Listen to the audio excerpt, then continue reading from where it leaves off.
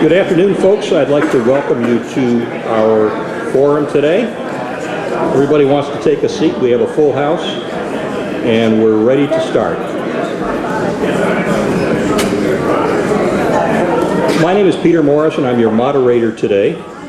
And the Nantucket Civic League, for those of you who don't know everything about us, is the host of today's forum as part of the League's mission to promote the general welfare of Nantucket through informed citizen participation in community affairs.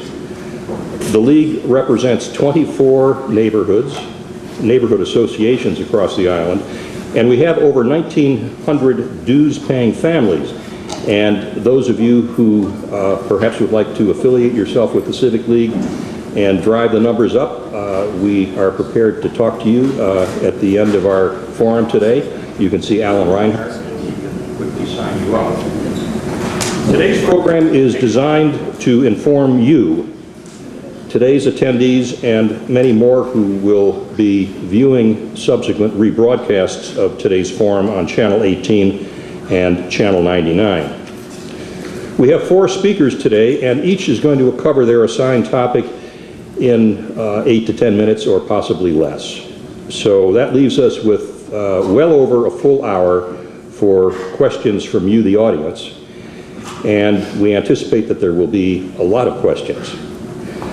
So what we want you to do is to submit your questions in writing on a card, and to do that all you have to do is raise your hand at any time, and our eager volunteers will, who are situated around the room, will deliver to you a pen and a card, and then deliver the question to the moderator so that it can be passed on to our participants.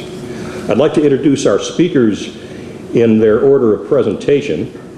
Our first speaker will be Andrew Vorse, our town planning director, who will place the proposed changes in context by informing us about the department's role in shaping Nantucket's future.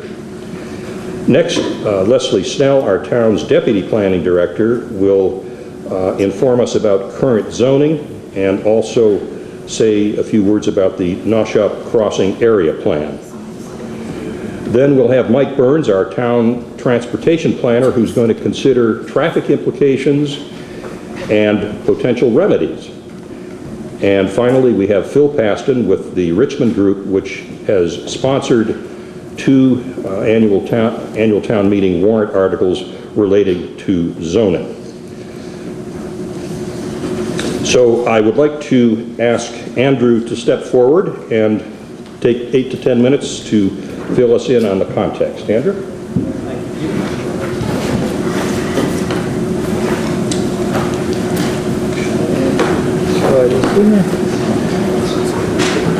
Thank you very much. Thank you, Peter, and thank you to the Civic League. We're getting off to an early start this year, which is good. Feels like the warrant is still warm from getting it finalized last week. But I think it's an important time to talk about some upcoming articles dealing with the Old South Road corridor. For those of you that don't know, Mike and Leslie and myself, we serve as the staff to the planning board, and I did see some planning board members here in the audience: Joe Marklinger, John McLaughlin. Anybody else want to identify yourself? You'll be reviewing these applications and these zoning changes. The role that we have coming up is the planning board will review the various warrant articles and make a recommendation to town meeting. Ultimately, any zoning change requires a 2/3 vote at town meeting, and the final decision is made by town meeting voters. In addition, in terms of actual development proposals, which we don't have any applications in this area yet, but I think it's anticipated that we will. The planning board will review those applications using special permit and major commercial development guidelines. So I wanted to do a quick review of how we got here and some historical milestones of Old South Road corridor. Next.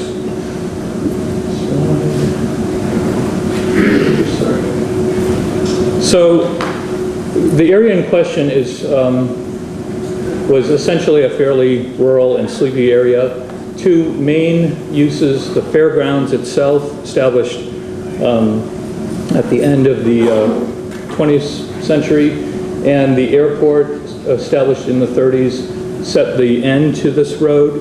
In 1956, it was paved. First zoning on Nantucket was adopted in 1972.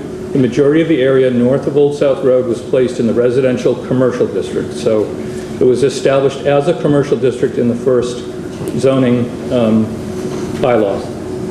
In 1975, it was extended southward to include the former Kloaki property. In 1980, there was a renaming of the commercial district from RC to RC2, and that's important because RC2 eliminated hotels and guest house type arrangements that were thought to be possibly moving into the area. Development pressure increased in the area, so where in the 1970s you had sort of small scale suburban style development, you had much bigger subdivision proposals beginning in the 80s. Noshup was one of those subdivisions, 196 lots. Compared to today with our small lots, this was passed in roughly 2 meetings, very little public debate on it. Next door to that, in the same zoning district, remember RC2 is one of our highest density zoning districts. Allows 5,000 square foot lots, 40 feet of frontage, 50% ground cover. At one time, there was a 242 lot subdivision proposed next to it. For a number of reasons, by 1990, that was abandoned, and basically a move away from the high density residential occurred. In 1999, public wells became active in the state forest. And that's important because it means that this area needed more protection to ensure water quality. By 2009, the master plan considered a number of things, especially zoning. Anyone who's listened to me knows that I've talked about phasing out the RC2 zoning district. It has gone at least from roughly 1,700 acres in 2005 to about 280 acres today. It's a district that is very difficult for us to plan in because it allows residential, commercial, and industrial uses. We had long targeted this area for potential zoning change. 2009 master plan followed that exact logic. And then on top of that, 3 years later, the Noshup Area Planning Group, which was a small group intended to look at the specific area, was formed, and Leslie will be telling you more about that. So again, just to review the history, you see this area with Old South Road running here in the middle, the airport at the one end, the fairgrounds here, and really nothing but fields and forests in between. By 1995, you see increasing activity. You see here that Noshup isn't fully developed at all. It's not close to what it exists today. But you see there's already been a lot of commercial activity here on the former Kloaki property. 2002, much of that area built out. And today, pretty much all established. So you have clear residential district here, commercial mixed area here, and then residences, and then of course the state forest and open space surrounding it. The 2009 master plan called for certain clear nodes of commercial areas, and these were, again, we tried to find where existing commercial had already grown up. Here on the Valero and Kloaki site, that had existed at least since the late 60s and was fully established. And again, the next one would be the airport area down the road. The red circle around is intended to show a quarter-mile radius. That's where people could walk and easily, according to at least Mike's transportation information, that's where people walk and bike to nearby commercial groups. And this shows you a close-up of this area, which the area in yellow is the area that we're rezoning. That brings us to the area plan, and I'm going to turn it over to Leslie to review her work.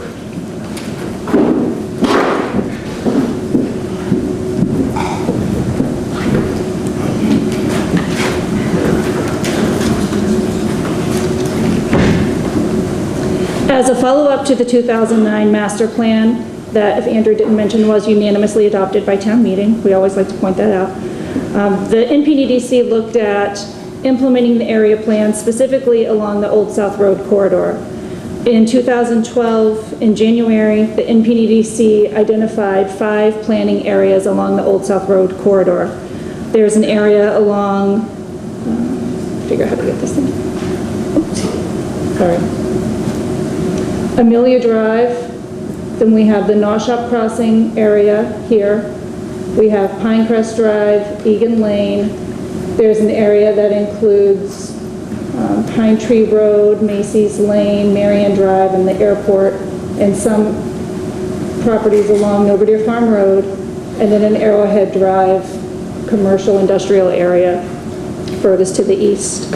Because the NPDDC became aware of potential ownership changes with the Glowacki property, they decided to prioritize what is now known as the Naushop Crossing Area Plan as their priority. And the Naushop Crossing Area Plan boundary includes the Naushop neighborhood, Witherspoon Drive, the Valero and other commercial properties on the north side of Old South Road, and the former Glowacki properties to the south, and some residential properties on Lovers Lane. In June of 2012, the NPDDC established this Naushop Crossing Area Plan work group. Their first meeting was in November of 2012. Members included local property owners of both commercial and residentially used properties.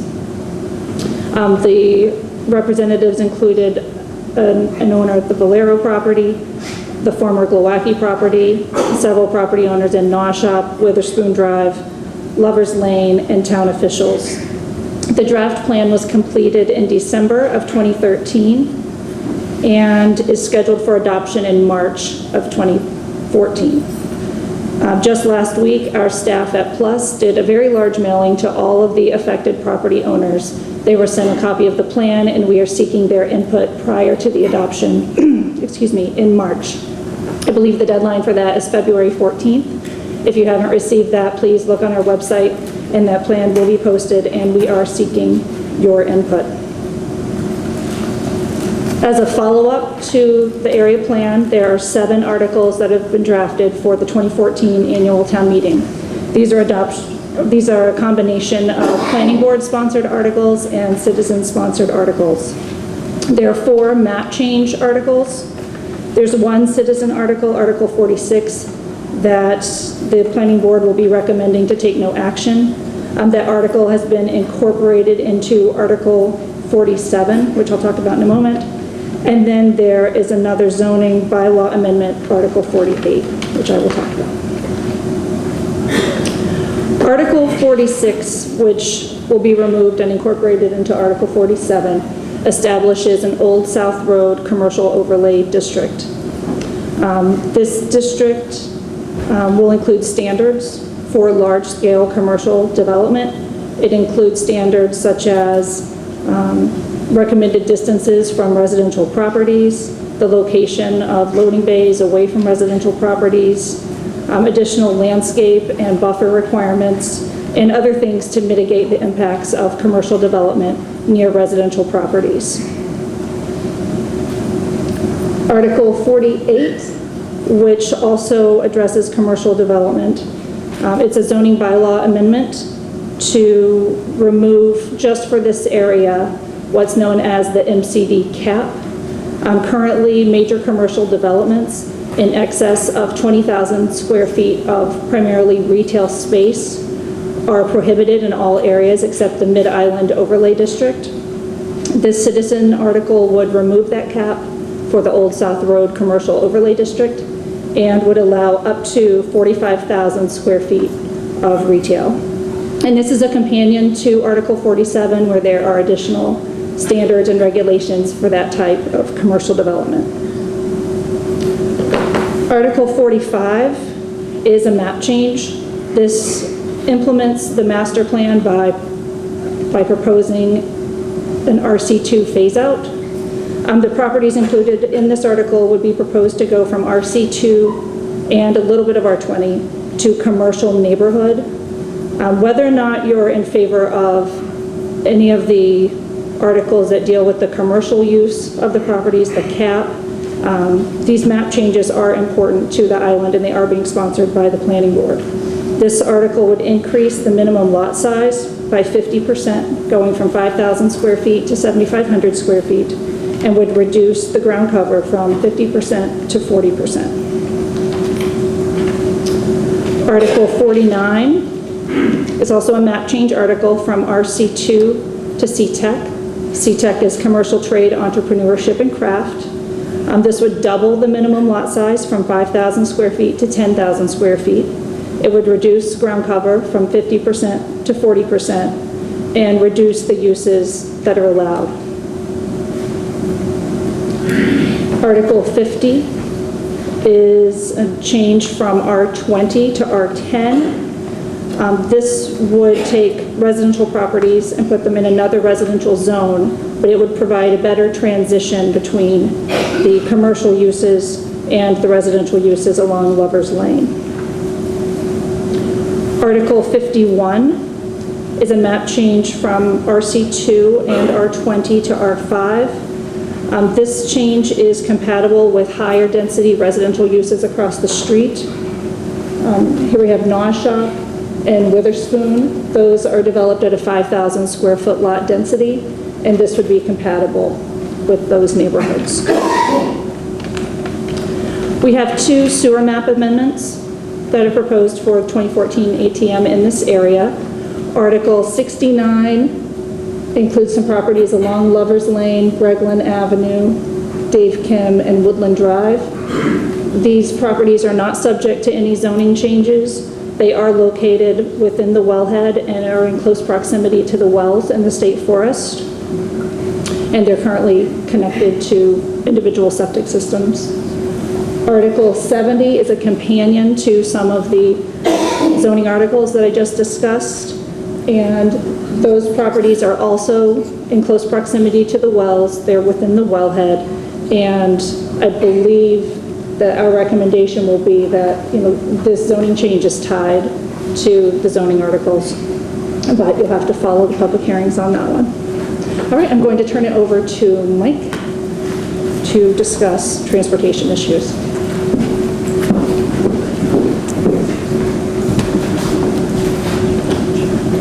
All right, hope I make the equipment work okay. As this area grows, obviously one of the bigger considerations is the traffic impacts to the area.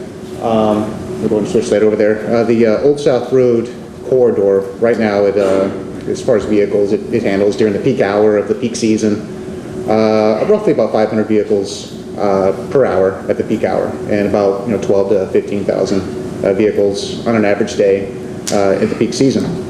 The corridor is also served by the NRTA. Has two routes: the airport shuttle and the Sconset route that uses Old South Road. And what's also proposed and what we've also studied to increase transit access and accessibility is a park and ride using the two Fairgrounds Road property. That's another way to increase transit service through the corridor.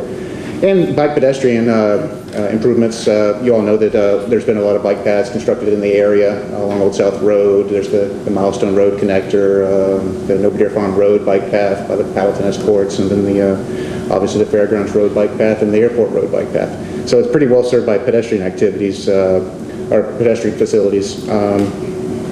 But obviously there's room for some improvement, but there's been a good bit of investment so far. Now any project in the area obviously needs to go through a planning board review.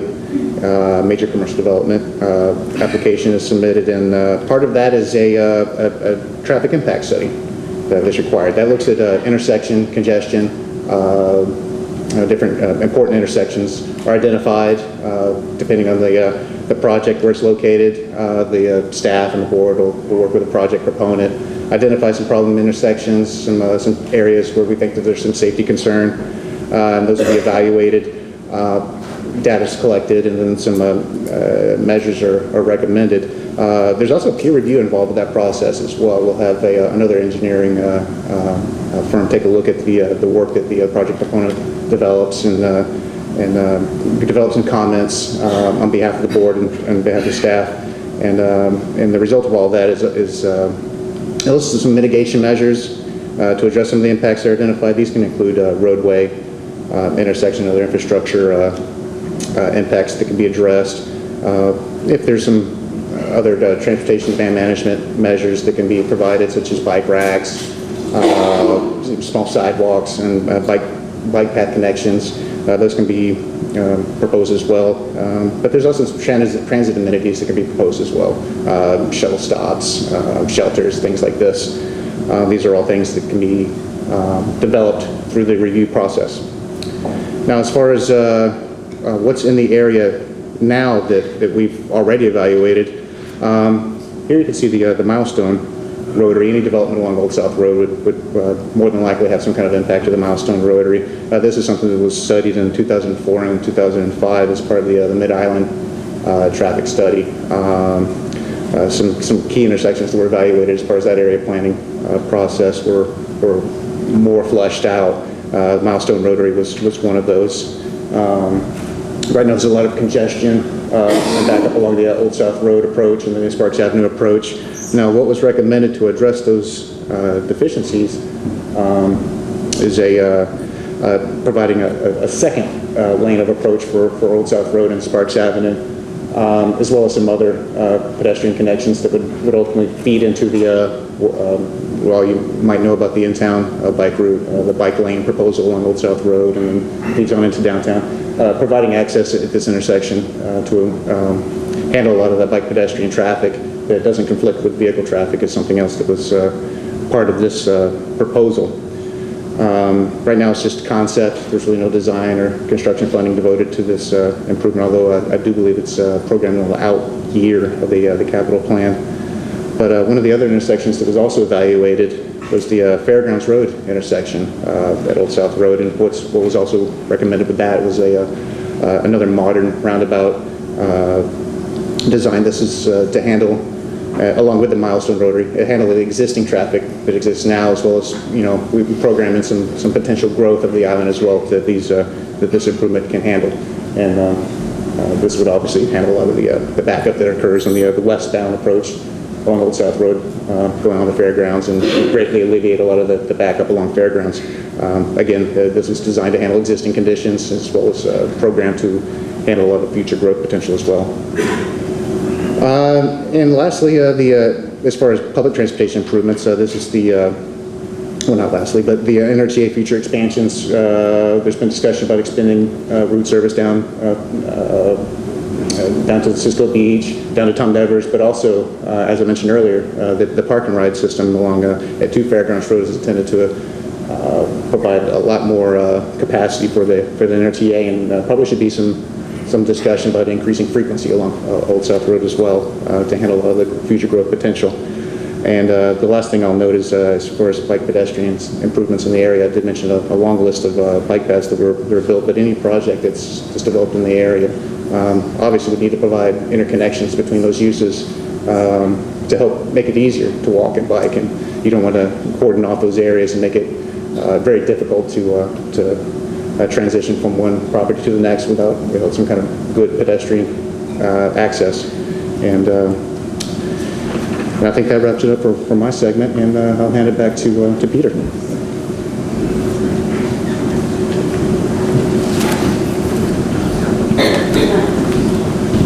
Thank you, Mike. Take a 30-second sort of diversion. Those of you who see all these roundabouts in the future, one of the interesting things about them is that I think I'm correct, Mike, that they actually are safer than most any other kind of intersection. Is that true? Right. And does anybody know why? The reason, according to the research, is that people who go into them are so absolutely terrified that they are paying attention, and it is true from what I've read. And they're not on their cell phones, or if they are, they're at least paying attention. We're going to wrap up the presentations with Phil Paston, who is with the Richmond Group, which has sponsored the 2 ATM warrant articles related to zoning. And after that, and starting now actually, you can start raising your hand and submitting questions so that we can turn to the Q&A part once we're done with the presentations. Phil? Thank you. Thank you very much for inviting us to describe our project. Like he said, my name is Phil Paston. I'm with the Richmond Company. I've been coming to Nantucket for over 40 years with my family. Enjoyed every moment of it and have a large appreciation for the island and its character. I, over the years, developed a relationship with the Valeros, and that led us to some of their desires. About a year and a half ago, Ken Valero approached me through a mutual friend because I was in the development business and asked us if we'd be interested in looking at developing their property. Their goal was to keep their existing business on the island, but improve a portion of their property. So we ended up talking about that and getting to know each other, and we looked at the highest and best use for the property. And Ken at that time decided to do some research to determine who and what should go there. And he put up a sign-up sheet with asking some questions of what the majority of the people would be looking for. And at that time, and to this day, it's been overwhelmingly a supermarket. So we have been starting to look at that on their property in the very beginning stages. And during that process, the town started to look at rezoning the property. So at that point, we were asked to participate in their process and their protocol to go through and determining what the zoning meant and the changes. And so we decided to do that, obviously, and that took about a better part of a year, and we participated in that. And during that process, we were able to determine what the town's vision was and what some of the neighbors' concerns were. And we were committed to do, and will continue to do, what the town really wants us to do in their master plan from the 2009 master plan. During that process, Shane Valero came and approached me and asked me if I would be interested in looking at the Galacki property when Mr. Galacki was looking at doing something with his property. And it seemed very interesting, and at that time we decided that we would look at that, and Shane and I became partners on that side of the street to look to develop that. At the same time that we're working on the Valero side with Ken and Richard. So I'm going to start to sort of describe the Valero side, since that happened first, and then move into the Galacki side. Once the feedback came through, and we went through the better part of 12 months analyzing what the zoning should be and the restrictions that were spoke about before, we decided that obviously a supermarket would be the #1 use that people were looking for. So we came up with a building concept, which we're now going to be presenting to the community, which is in our office, and we're also going to be having money events to describe it. But it's a 38,500 square foot building that is being designed by Nantucket Architectural Group to fit right within the community. The store will be behind the liner buildings in front with the parking lot in the back, and the Valero existing businesses and buildings will be moved back. And I'll just describe that with this.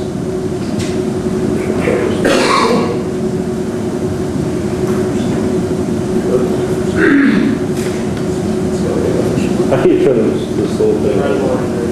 The red one?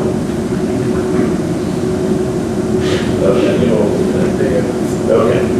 So these existing buildings along Old South Road will remain in their same character. And then behind that, we're proposing a building, 1 story, possibly with a mezzanine, that will have all the parking in the back and access for 2 spots. The existing buildings from the Valero property will be removed from their existing location and placed a new foundation and operated the same way they're operating today. Working with our neighbors to the side, we have worked out an arrangement with the non-shop group. We have a signed agreement that provides additional screening and controls for what we put here. And that took a fair amount of time. It was a very good process we worked through, and we're very happy that we were able to reach an unanimous decision with the board on that.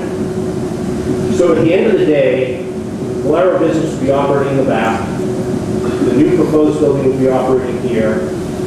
We would love to be able to work with the public transportation group to encourage them to come into our facility and bring people into it and then exit back out there. That's yet to be discussed. It's one of the things we'd like to bring up to the community. And providing an additional 20-foot buffer zone here between the homes on this side and the proposed improvements on this side. Oh, sorry.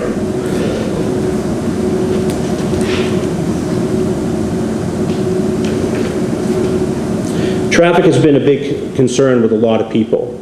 So we hired Ron Mueller of Mueller Associates to be our traffic consultant, who also did the Sparks Ave roundabout.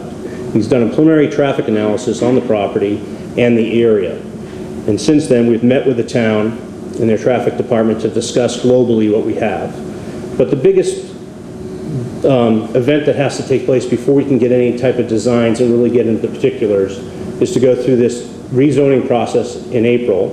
And if we're successfully rezoned, at that time, we would then start going through the approval process of the store. And that would involve many meetings, and all of the planning board would have complete control over what we would propose and how we would do it. It would not be a by right situation where we can come in and just propose what we want. They have full control of design and the traffic.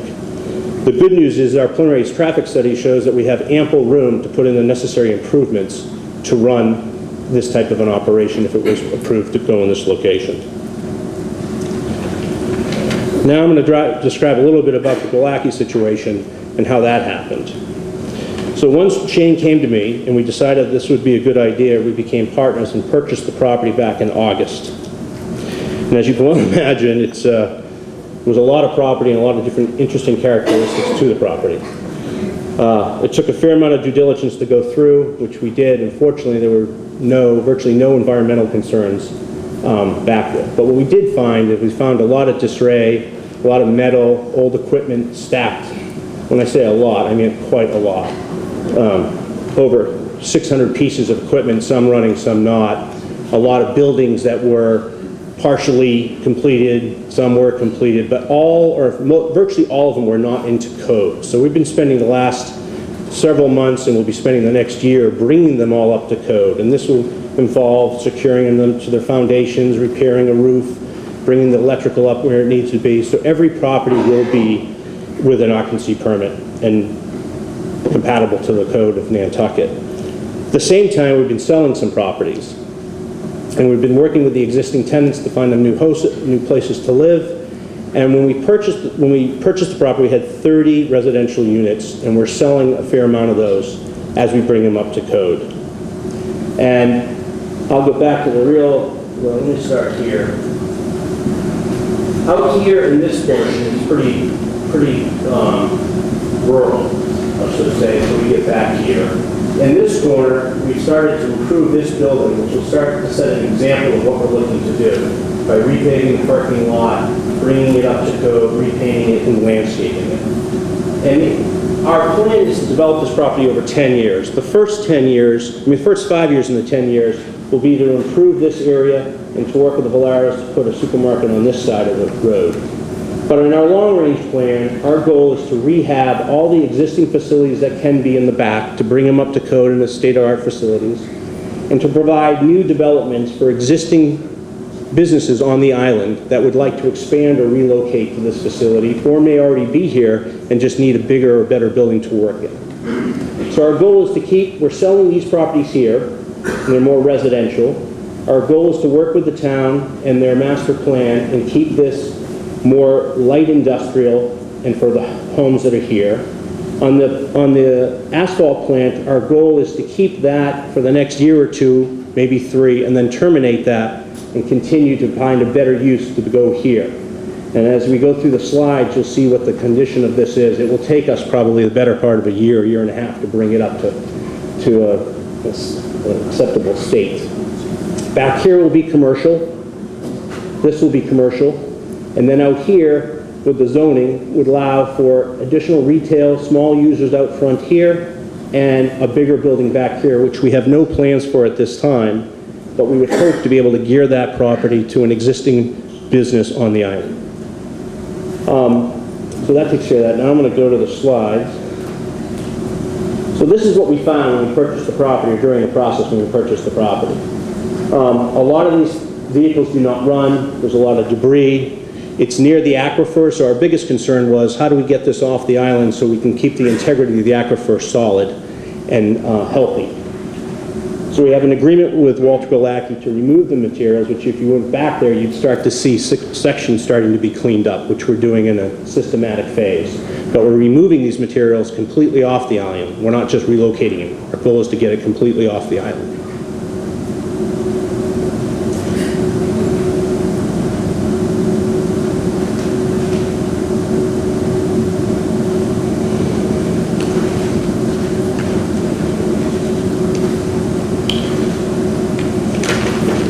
This is a conceptual drawing of our building, it's just in draft form, but our goal is to use all local firms on the island to make sure that this particular development ends up to be very much in the character of the island. And this is our first draft that we're proposing for a store and the look of the store, which should set the example throughout the whole development.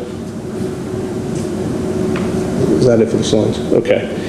So I guess in my closing remarks, I'd like to clear a couple of things up. And one is that some people have mentioned to us that this is a done deal. There is no way this is a done deal. You heard before I spoke the protocol that it has to go through. Our goal is that we would have a fair opportunity to propose a use like this. And if the majority of the people in Nantucket would like this opportunity and would like to see the Galacki property cleaned up and brought into a more modern and state-of-the-art facility, that's what our goal is to do. I'm here to stay for the rest of my life. Obviously, the Valeros are here for the rest of their lives and generations to come. We want to do the right thing by Nantucket. And everything's done in a stage format, but it can't happen until we are successfully rezoned by 2/3 majority vote at the town meeting on April 5th. And if that happens, then the planning board's process starts. And then we propose what we would like to do. We work hand in hand with the boards of Nantucket. And if they like what we have, they give us the right to do it. But in any time during the approval process, after a successful rezoning, if they don't like it, our project doesn't get approved in any piece of it. So from there, I'd just like to thank you all for letting us come and describe our project and open it up to questions.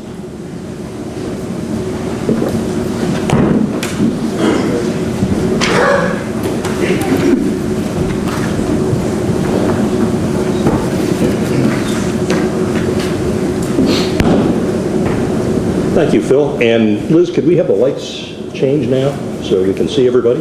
Very good. I have quite a stack of questions here, and I think what I'll do is I'll read them and then ask the three of you who wants to field them, each one. First question is, how far away are we from having a traffic light on Old South Road? I guess that would go to you, Mike? No. We're a pretty good distance away from that, I would imagine. You know, I got to say, one of the first things Andrew told me when I took the job in 2001 was basically 3 things you're not going to do, and one of them was a traffic light on the island. The other had to do with monuments in the middle of Main Street, but I imagine those aren't going to be touched, and I don't think you're going to see the insertion of a traffic light anytime soon. So, if ever. Good. All right. Next question. What evidence do you have that a 38.5 thousand square foot supermarket is viable? And I assume that means economically viable. Over the last 6 months, we've been working with a couple of different retailers that are in the supermarket business, and they've conducted their own analysis on the market and how deep it is and what it could support for additional store and what size. In addition to that, we had third-party people look at the situation as well. And mainly what's come back is that this market, on a non-peak month, so if the peak month is from June to September, anything but those months, you could justify another supermarket and a half, given what was out there. It didn't include the peak time. The square footage is really a competitive issue. If we had a store that was smaller than the existing stores, where we are, it would be less advantageous for a supermarket to come to this market because they couldn't compete fairly. Stop and Shop, which is the existing supermarket on the island, is closer to the main population And they are proposed, as I understand, a larger building than they have now. So our research says it can support certainly a larger store and another one after that if you were to add the peak time population. But it would need to be obviously a competitive sized store to the existing facility that Stop and Shop has. And the biggest need on the island that would come back in addition to groceries and better prices is more of a general merchandise. A lot of people have to shop, which I'm sure you well know is online and through mail orders, or travel off the island to get their goods on a general merchandise basis. So the retailers that we're talking to now, which are 3, are looking to put a bigger mix of their general merchandise as well. The next card I have has 2 questions, and I'm going to go with the one that I think is a simple yes/no answer. Is the current Sparks Avenue Rotary legal? I can't answer. I hope it is. Yes. Thank you. The next question, which I think is a much more profound one, how will a potential hospital impact on these presentations? And I guess the question here is really, do we have any idea how a potential hospital, the fact that we're going to have a hospital somewhere, might interact with this? And that's a tough one. That is a tough one, and there's, I think, an equally long process to consider the water company property for hospital use. It's something that's not before this coming town meeting, might be proposed in the future. That project, like this project, would have to be evaluated in accordance with the traffic that it might generate, and I believe in our traffic study we would look under potential build-out for other types of uses. So we would factor in a potential for the hospital. It's, again, something that's not before us right now, but any project that's been mentioned along the corridor we would take a look at. Okay, the next card that I have is a combination of questions and an expression of viewpoints, so I'll read it all and then you can take whatever portion of it you want. First, what store will go into the 38,000 or 45,000 square foot area? And I think you've told us that there are a few people you're talking to, and I suspect that you don't want to name them. Yeah, I'm not naming them. Right. If you don't know, why should we change the zoning? Well, I don't know that there's an answer to that. And next, we want a Trader Joe's, not a Piggly Wiggly. So I think there are a lot of people who would go along with that. And the next question is, any thoughts on a turning lane on Old South Road?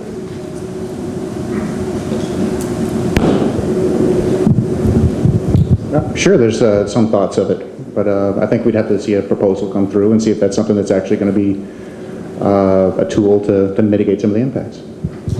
You know, one of the questions was, why do we need zoning? Could I address that? Yeah. To answer the zoning question, right now under the current zoning, I could, or any developer could take those properties that we own and working with the Valeros on the other side of the road and create another non-shop on both sides of the street, actually 3 of them. The zoning would allow us to build out 3 more non-shops, which is a far more intensely development program that we're proposing that we would want to see on the island. And in addition to that, that traffic would be far greater than what we're proposing. So the reason why we're comfortable in working through the rezoning process and being within the vision of the town of Nantucket is because we don't want to build anything too massive and too great there. We want to build within the character of Nantucket. So if the zoning does go forward and we are able to do what we're looking to do, it will be on a far less intense basis and completely under control of the planning department and the planning board to build what they would think is right for the area. The next questioner says, which comes first, the market and the zoning change, or the roundabouts? And who pays for the roundabouts? There is a sequence to this, and the first change is the zoning change. The zoning change sets an allowance for any type of use, and it's important to recognize too that a grocery store is allowed on the site. It's allowed on both sites right now. The limiting factor is the fact that they are capped at 20,000 square feet. But grocery stores are allowed there now, along with a host of other residential, commercial, and industrial uses right now. So zoning change comes first. The next, I guess, consideration would be when and if the applicants come forward with an actual tenant and an actual proposal. I think, you know, they've put a draft out for commentary, which I think is actually quite good and quite unusual. Usually we have an application before we have the draft. So this is actually, I think, a good preview of what might happen and to get feedback from people who are looking at it. Once they enter the permit process, we will look at what their contribution is to traffic. So how many new trips are generated.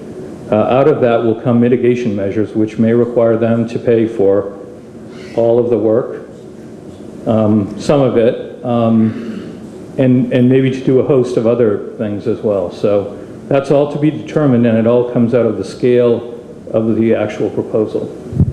Just like a follow-up on that, which was first part. As I mentioned earlier, the feedback from the retailers that we're talking to, they can't be competitive and come to this island unless they have a fair, equal ground to compete on. So if the zoning doesn't allow them to have a competitive sized building in the area that they can compete, they won't come. So the zoning does come first before the tenant can actually commit to an island like this.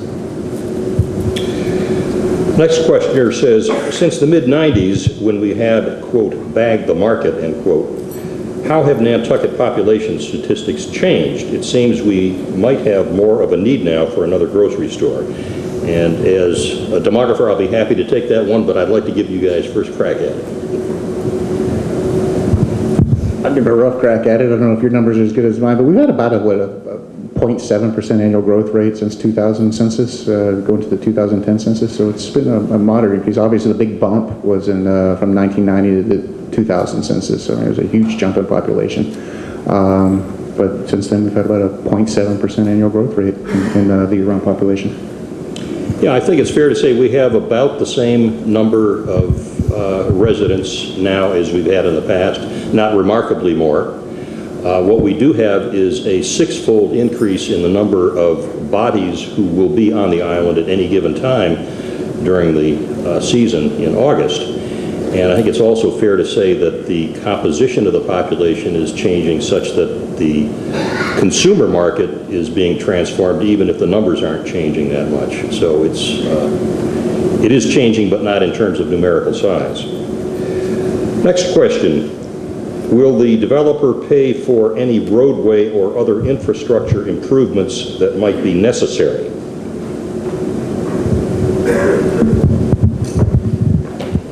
I think our expectation is they will, and that will include extensions of sewers and other facilities should the impediments to that, which is a sewer district, be changed.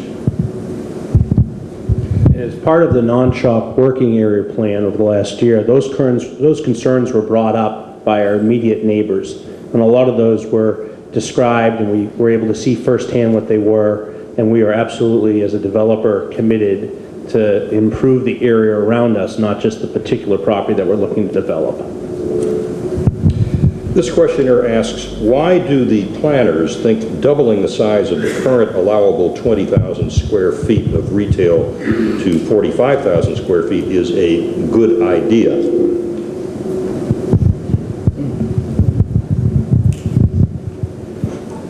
The planners don't necessarily think that yet. The article is submitted by a citizen. It is going to come up for review. I think it's important to understand too that the overlay district, should it pass, and I think there's a lot of points, pro and con, that should be debated, allows only one such building on each size. So if 20,000 is a magic number, I guess we have an existing store at 32,000, and that hasn't seemed to cause the island, to fail. So I think there's some question on where those numbers came from. But again, the planning board ultimately will have the review of this article and make a recommendation. This questioner asks, what kind of business stores would be on the Glowacki property? Walmart, Walgreens, CVS? I don't think that's a choice. Yeah, right. We are gearing our entire property on the Galaki side to the local market. We are not looking to introduce large stores to come from off island to compete. We're looking to let the current players compete in a more effective way. So we're only hoping and trying to gear our property to facilities already on the island that can operate better. And with the zoning and our redevelopment plan, it hopefully will encourage those types of uses to come out. We're more centrally located.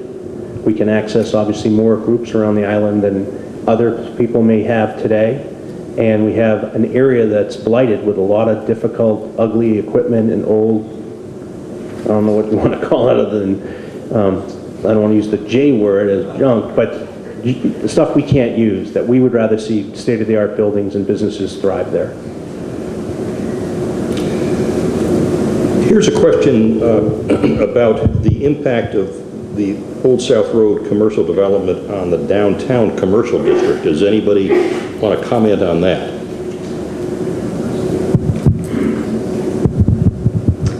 The uses that are proposed for this area through the zoning changes, not through the developer's proposal, but in the C-Tech district, in the commercial neighborhood district, those are not generally uses that you would see downtown. They're uses that require parking. They're uses that may generate some noise, like there's some carpentry shops or that type of thing. So we do not see this as a commercial node that will generate with the businesses in the downtown. Next question is, what process is in place to assure that the town's light pollution ordinance will be followed in any development on Old South Road?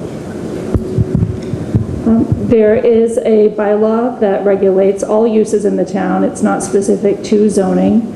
And all developers and all private property owners have to meet the requirements of that regulation. So through the planning board's review, they would make sure that the lighting complies with Chapter 102 of the town of Nantucket. And within the Planning and Land Use Services office, we have a staff person designated as a lighting enforcement officer that can ensure compliance. This question is about what would happen if there were a vote not to change zoning at ATM. And the question is, how would a vote not to change voting affect the plans to clean up Glowacki and Valero properties?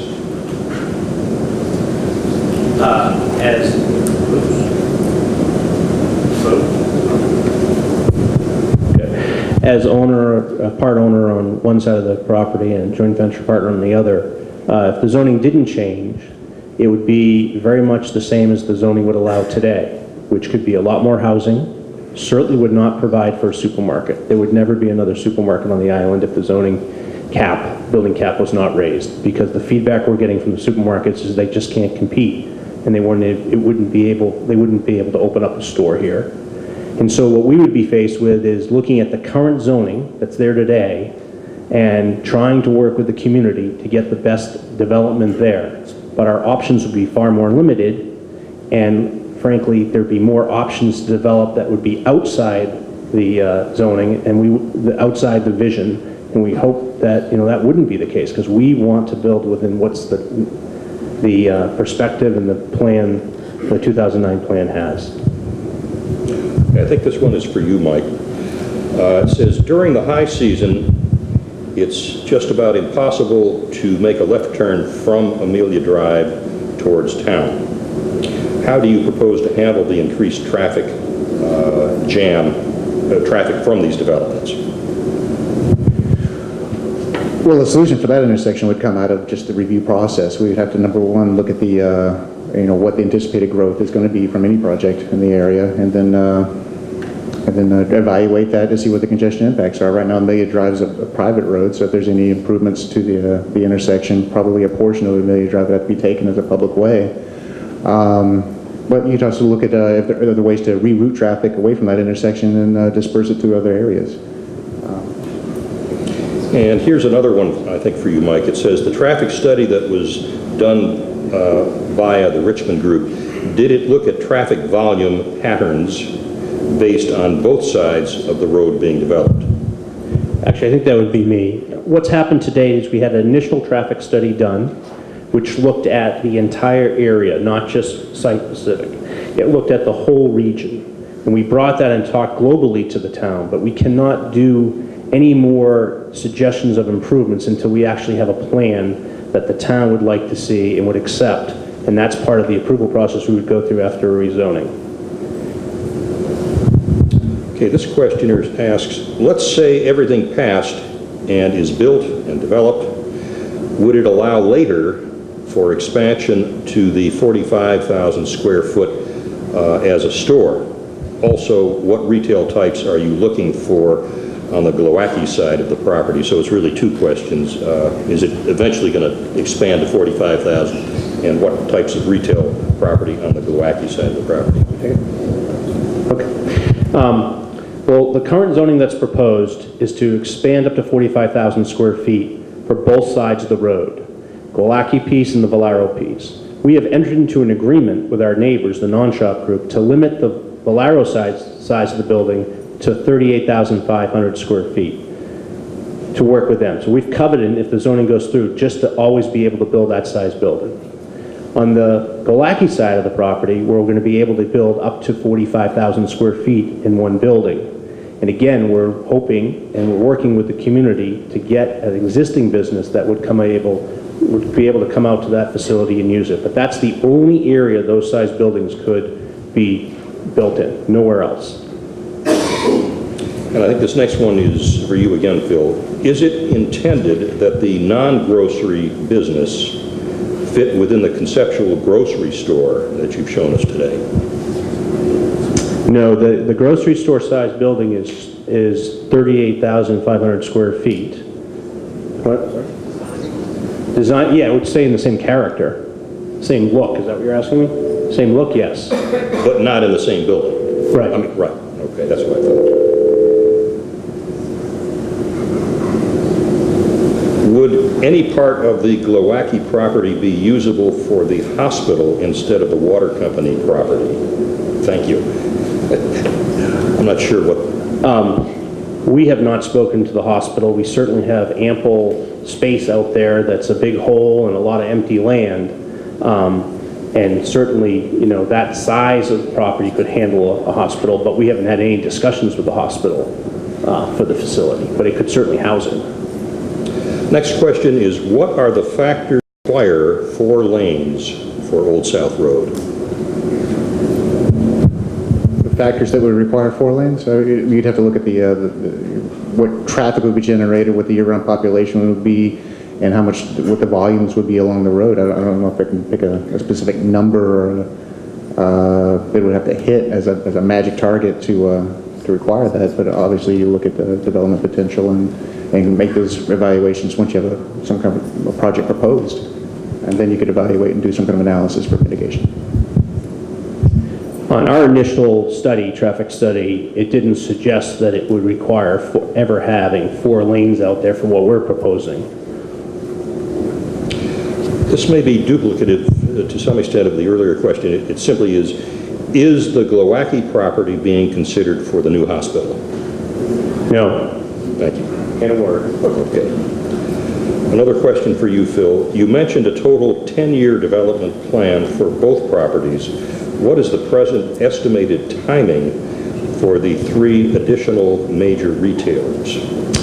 If we were to receive a successful rezoning in the spring, I would think the earliest we would be able to start construction would be the better part of a year or a little greater than a year to go through that approvals process. Because at that time, we have to design everything, propose it to the municipality, to the town planner and the planning board, take their feedback, and I imagine that process would take the better part of a year. And then to construct a facility of this size, it would take another year to do it as well. As far as the Glowacki property, we have a 10-year plan. Our first phase, once we clean up everything, which will take the better part of a year, is to start rebuilding the facilities that our current tenants are already leasing from us and give them a better facility at that time. Also entertaining other uses. Another part of our first phase is to propose 2 buildings in the back of a 1-story concept to give existing businesses another place to lease from, or if someone wanted to start up a new business, they would be able to to put their facility in those buildings. And they'll range at 5,000 square feet each one. And we look to start that process sometime around late March, early April. The proposal of those two buildings. The next question is, if a grocery store is not secured, would a super type CVS store with groceries be considered? No. And the next question, which is a more profound one, how is the effect on small businesses considered in these decisions? Not sure who might address that.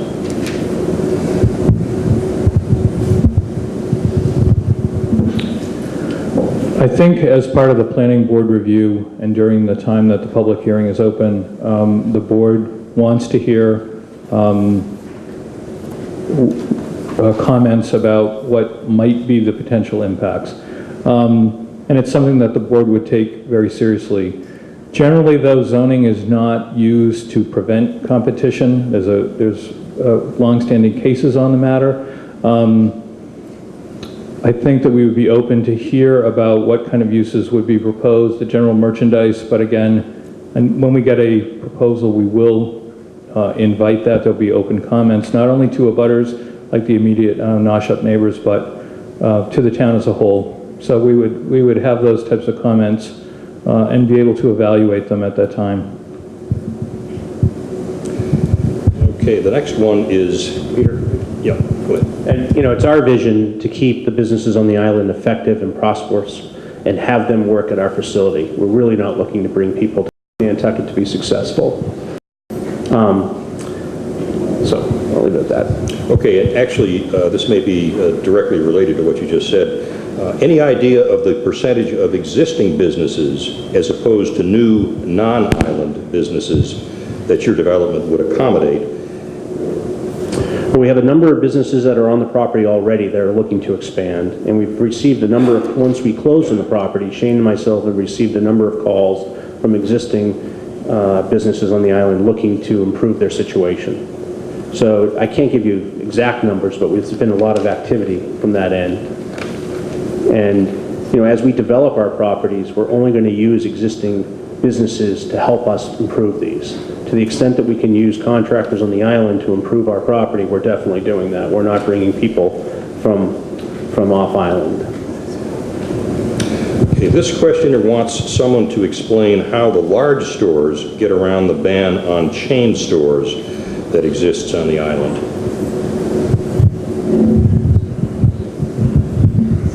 Town meeting adopted a formula business overlay district to address the impact of chain stores on the historic integrity of the island.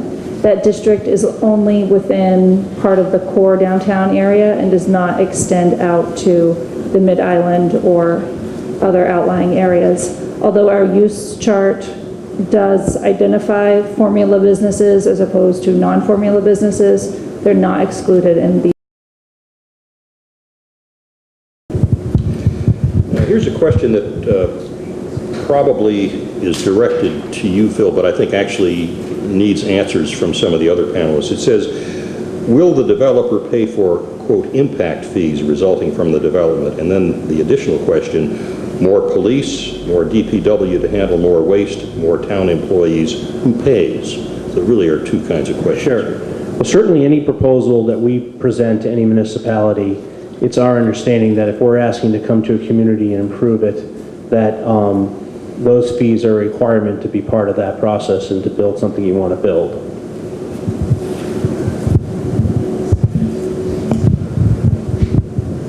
Development impact fees, while they may be common in other states, are not actually allowed in Massachusetts. Through the planning board special permit process, we are required to create what's called a rational nexus between anything that we require of the developer or that the developer voluntarily offers through the process. Development impact fees, applied in such a way where there are percentages of additional staff. That's something that has never been implemented here on Nantucket, and even development impact fee allowances often don't tie it to non-capital related items. So. A 40,000 square foot retail store will enjoy significant competitive advantages over other competing local businesses.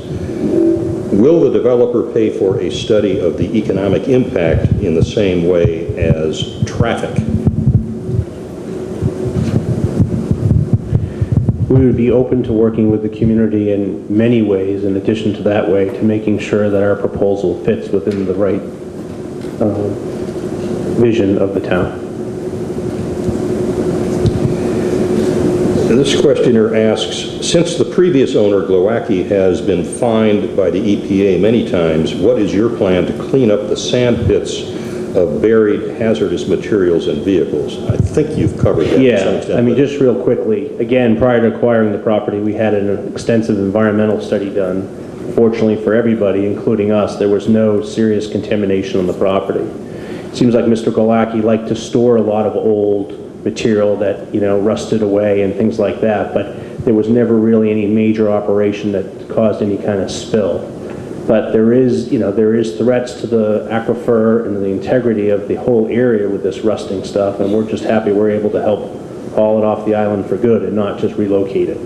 But there is a lot there. I'm not kidding you. If you ever took a tour back then, you'd be amazed. It's going to take us the better part of 2 to 3 years to get everything off that island, off that property.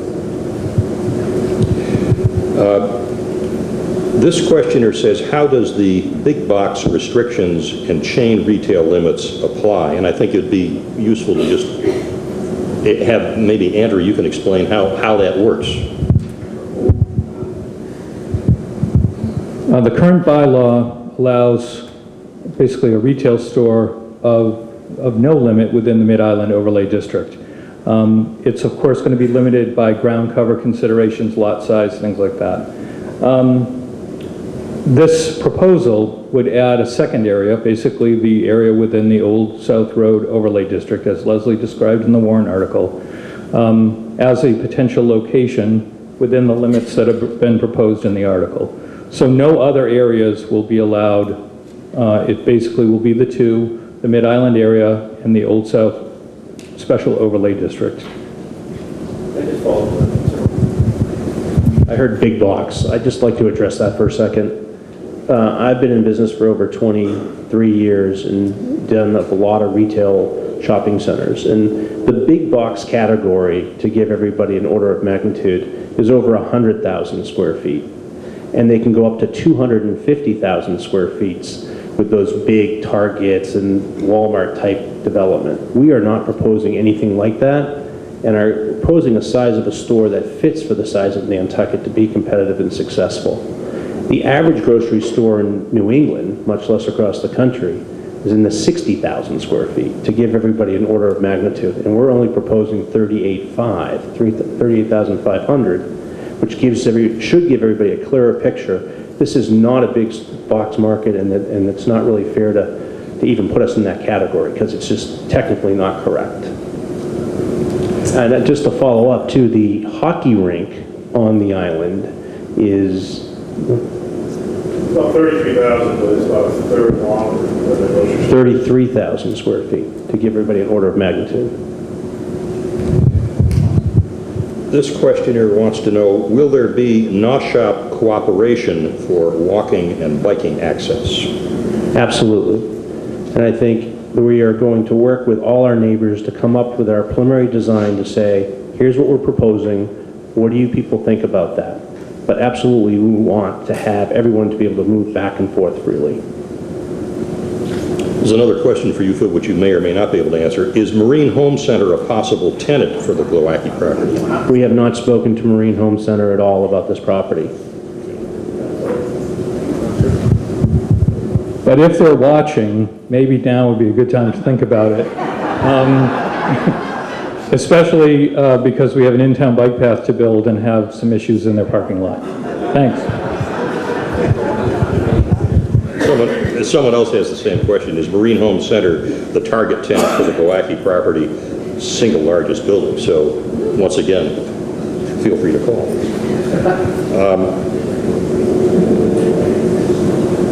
This person wants to know when the forum will be on Geno TV, Channel 99, and on the internet after 9 o'clock tonight. I'm not sure if that's a statement or if that's a question, but the answer is yes, this will be rebroadcast on both channels, and certainly tell everyone who would have wanted to attend but couldn't, that there will be ample opportunities to see this.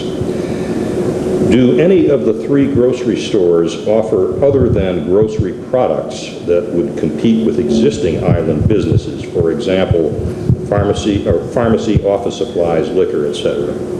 The initial discussions do not include liquor and have not discussed pharmacy at all.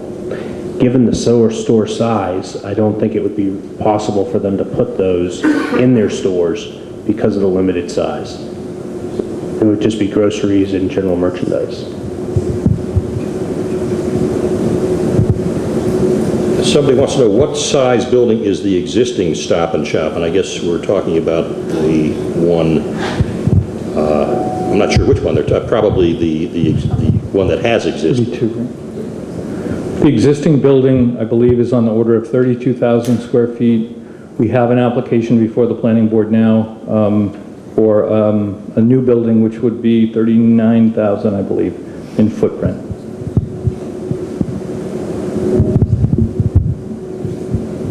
I'm not sure if we already know the answer to this, but this person says, if the Valero side of the 38,000 square foot building is going to be a grocery, what is the purpose of a 45,000 square foot building on the Glowacki side? I think I answered that earlier. Yeah, okay. That would be a perfect location for Marine Home Center. We've got our eye on you. Based on development plans proposed, has the town estimated what the increased tax revenue gains would be? If yes, how much?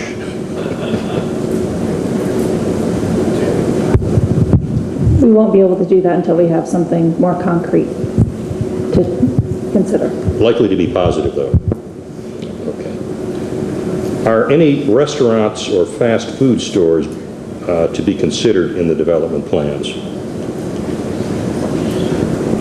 No to Absolutely no to the fast food restaurants. But we do have 2 restaurants, one restaurant on the side of the Glowacki side already, and we're working with him to improve his facility so he can compete better. And we are talking to one island person who's looking to open up a bakery, but it's in the very early stages, and a sandwich shop. So we're not really sure, but we're hoping some businesses like that would come and open. Is the town willing to consider opening Hinsdale Road to lessen traffic flow?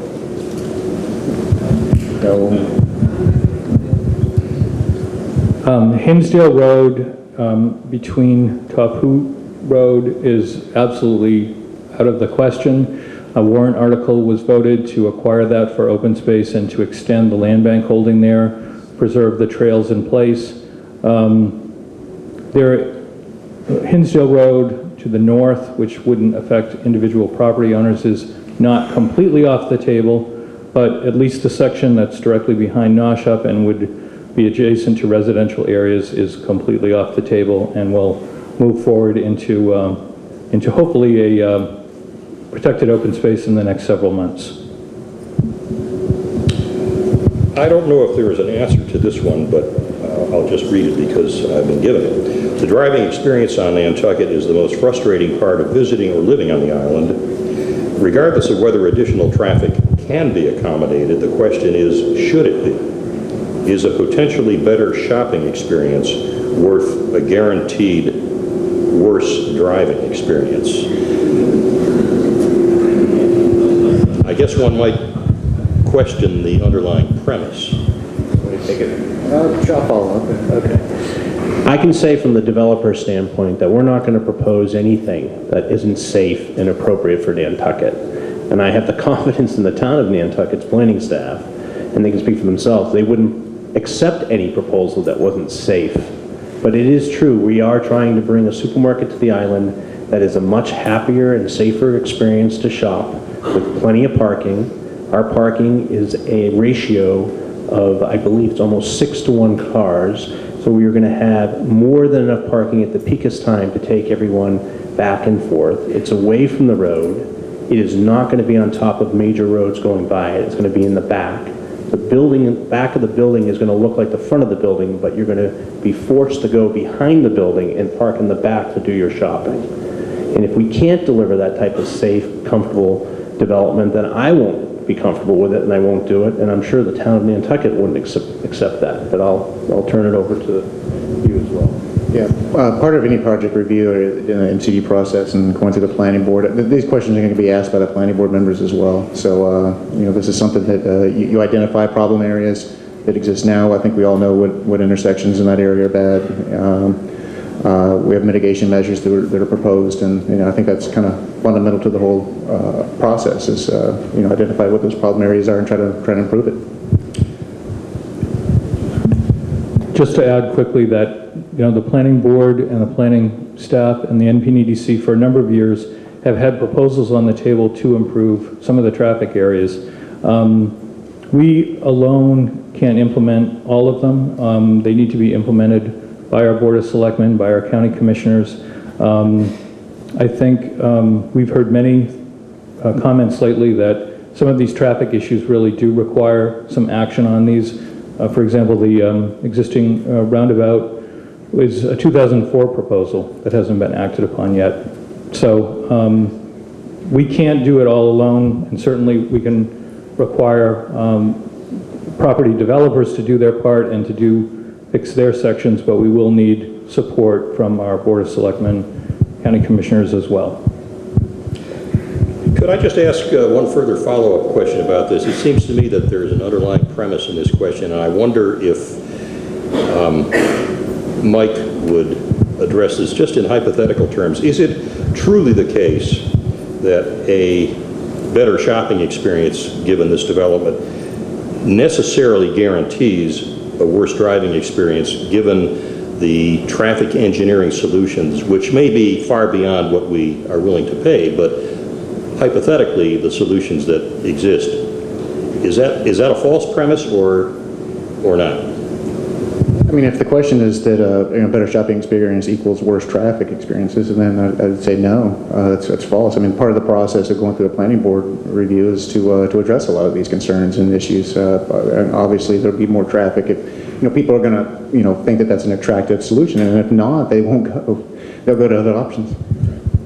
And in addition to the traffic experience, it's going to be better pricing, more available products to be able to purchase, and a safer and better environment. I think you can't lose sight of just focusing on traffic. I think you got to look at the larger picture. Competition is good, and it's sort of the American way. When you have a competitor in the marketplace, they're going to work harder, and the consumer's going to benefit. This question is, will all that parking mean a large area of blacktop and consequent runoff? No, in fact, I encourage, I'm just having Ken get me the flyer that we're going to start handing out that will, hello? Okay, that will show you our webpage, and everyone can go to our webpage and see it all, but we also have a model that we put together, which we're encouraging everybody in the town of Nantucket to make an appointment, come to our office and see a completed model, and you can see the amount of screening and the vegetation that's within our parking lot, so it's not a sea of parking. And I think if you see a model, it's a lot easier to appreciate that it isn't a sea of parking. This is a very specific question, so listen to it carefully. It says 10 acres of the Valero property are assessed under Chapter 61A at a value of only $68,000. Portions of this area are slated for the proposed supermarket. The town will have a right of first refusal for any property changing 61A status. Have the selectmen been contacted?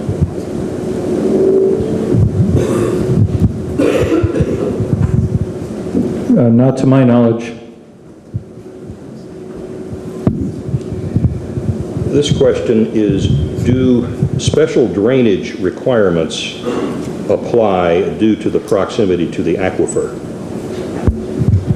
Yes.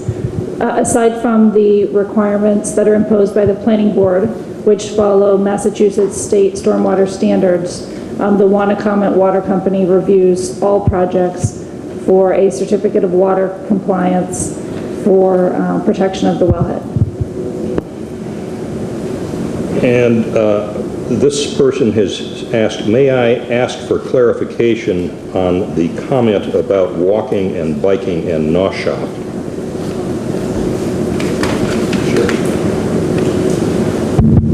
Sure. We have heard that the bike path is a major concern as part of the non-shop working area plan. So as we move forward, we're going to look at that very closely and come up with solutions for that. And in addition to that, we want to make sure that it's safe and easy access to our development property. So when we get ready in the planning stages, that's going to be one of the things we're going to look at closely and come up with suggestions that would provide that. Very good. We have one more question. The question is less traffic, stop and shop area. I guess the question is, would this imply that there would be less traffic in the stop and shop area? Any thoughts on that, Mike? I mean, we can suppose that, given the market size of the island, if some of the trips are deterred and they do their shopping at this market rather than the other one, then yeah, I would say the activity around one of the stores is going to decrease in favor of the other. Okay. I'd just like to make a closing remark to help people. We have a marketing flyer here that describes a lot about the project, and it directs you to our webpage, and it also brings you to our office that we have at 57 Old South Road rear, which is right behind that diner that's there that we're re-improving the building. We would really encourage everyone to make an appointment with us and come see us and really understand the project directly. And I think the model will help a lot of people. So I'm going to leave these out front, and if you're interested in grabbing one and making an appointment, I would highly encourage that. And thank you for today's opportunity to describe our project. And thank you all for all the questions. It was, I think, a really good discussion, and I invite you now to join us in some light refreshments at the back of the room. Thank you.